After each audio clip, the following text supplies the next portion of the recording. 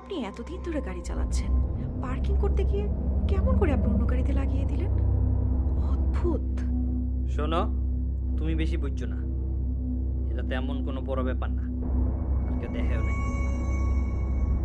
না দেখলেও আপনার উচিত ছিল ওই গাড়িতে আপনার ফোন নাম্বারটা রেখে আসা। খালি খালি ঝামেলায় যাওয়ার কি দরকার? এটাই লোকের কপালেই আছিল। তাছাড়া ক্ষতি তো মনে হয় আমার গাড়ির বেশি হয়েছে। সে তো আপনার খামখেয়ালির জন্য। একটা ভ্যাকেশনে যাইতেছি আর তুমি প্যানার প্যানার শুরু করলা। ধুর তরিকা সাতার মাথা।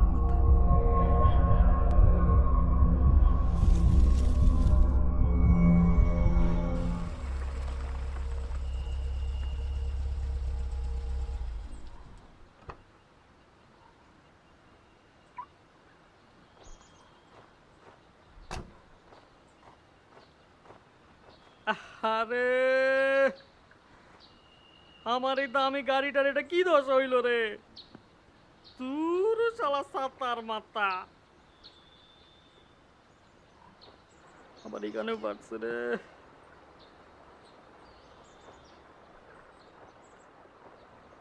এই শোনো, অসুস্থতা রে এত প্রশ্রয় দিতে নাই। দেশের মাইয়ারা এই অপারেশনের পর লগে লগে কামে লাগা যায়,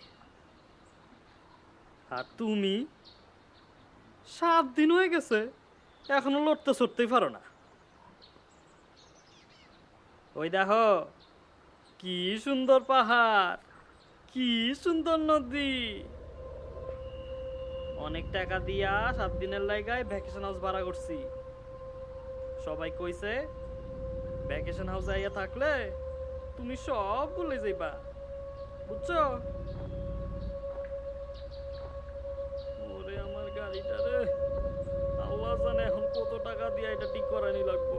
শালা সাত্তার মাথা।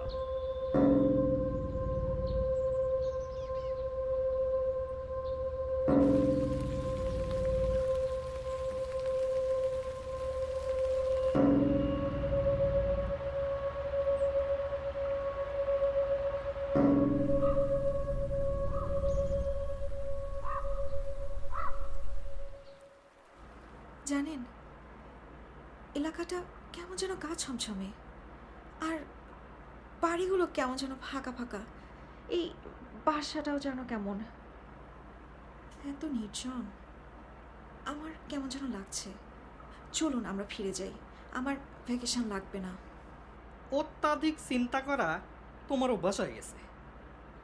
আরে ভ্যাকেশন হাউস তো এমনই হইব। আর তাছাড়া এখন এখান থেকে গেলে আমার পুরো টাকাটাই মাইট যাইব। তুমি দিবা আমার টাকা? আপনি আমার কোনো কথাই শোনেন না।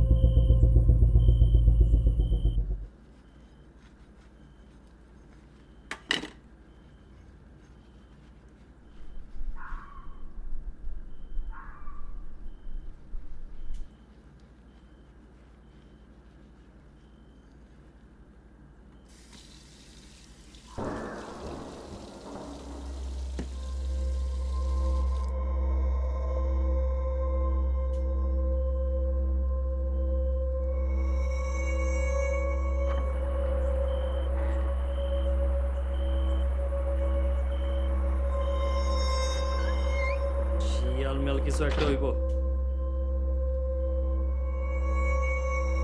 যাইও না তুমি, যাও কাম শেষ করো। আমার ভয় লাগছে, এই বাড়িতে আর এক মুহূর্তও না। কি রে, বাতি বন্ধ করলো কেডা? আমি তো বাতি বন্ধ করলো কেডা?